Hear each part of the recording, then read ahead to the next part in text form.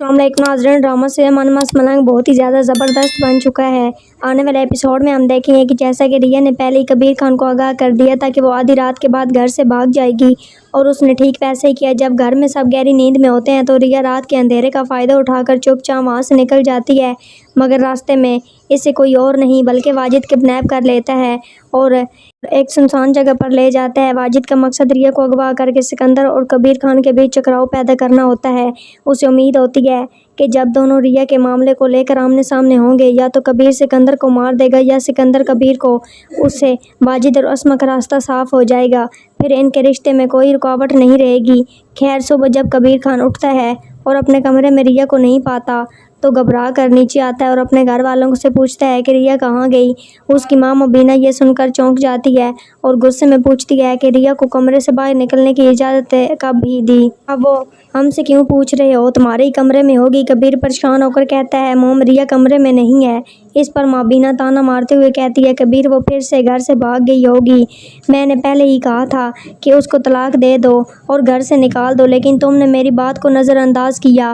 اب بار بار اسی ہی لڑکی کی وجہ سے ہمیں شرمندگی اٹھانی پڑ رہی ہے۔ کبیر اب اپنی ماں کی باتوں پر یقین کرنے لگا ہے کہ شاید واقعی ہی ریا گھر چھوڑ کر چلی گئی ہے، اور کبیر ریا کو ڈھونڈتے سکندر کے گھر کی طرف جاتا ہے، اور جب سکندر کے گھر پہنچتا ہے وہ غصے میں آ کر اس کے ماتھے پر پستول تھام دیتا ہے اور پوچھتا ہے ریا کہاں ہے؟ سکندر کہتا ہے یہ تم کیوں پوچھ؟ ریا تو تمہارے پاس تھی۔ کبیر کہتا ہے ریا پھر اس گھر سے بھاگ کر آ گئی تھی۔ سکندر الجھن میں پڑ جاتا ہے، کہتا ہے کبیر یہ تم کیا کہہ رہے ہو؟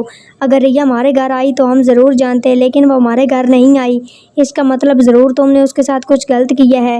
کبیر فوراً صفائی دیتا ہے میں نے ایسا کچھ بھی نہیں کیا، اگر ریا تمہارے پاس نہیں ہے تو پھر وہ کہاں چلی گئی ہے؟ سکندر غصے میں کہتا ہے کبیر مجھے کچھ نہیں پتا، لیکن اگر میری بہن کو کچھ ہوا تو میں تمہیں زندہ نہیں چھوڑوں گا۔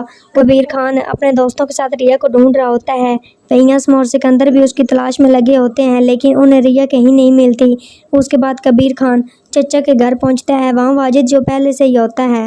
واجد جو کبیر کو دیکھتے ہی جلدی سے اپنی اینک لگا لیتا ہے کہ وہ اس کو پہچان نہ سکے کہ اسپتال میں حملہ کرنے والا وہی تھا۔ جیسے ہی کبیر اندر آتا ہے وہ واجد کا گربان پکڑ لیتا ہے، غصے میں پوچھتا ہے ریا کہاں ہے؟ واجد جھوٹی معصومیت کے ساتھ جواب دیتا ہے کبیر تم ہوش میں تو ہو، مجھ سے یہ کیوں پوچھ رہے ہو؟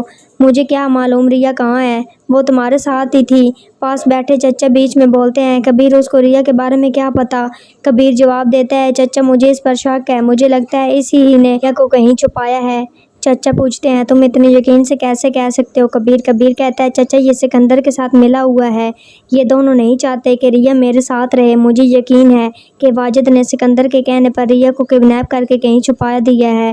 چچا سمجھاتے ہیں دیکھو کبیر اگر تمہارے پاس ثبوت ہے بات الگ ہے، لیکن بنا ثبوت واجد پر الزامات لگانا صحیح نہیں ہے۔ کبیر کے دوست اسے درگاہ پر لے جاتے ہیں جہاں بھی ریا کو ڈھونڈتے ہیں، مگر وہاں بھی ریا نہیں ملتی، اور وہیں اسما جو واجد سے ملنے درگاہ آتی ہے وہاں پہنچ جاتی ہے۔ اسے بھی اچھی طرح سے پتہ ہوتا ہے کہ ریا کو اغوا کرنے والا واجد ہی ہے، کیونکہ وہ خود اس کے پلان میں شامل تھی۔ واجد اسما دیکھ کر مسکراتا ہے، کہتا ہے تم اپنے دشمن پر بہت زور سے وار کر سکتی ہے۔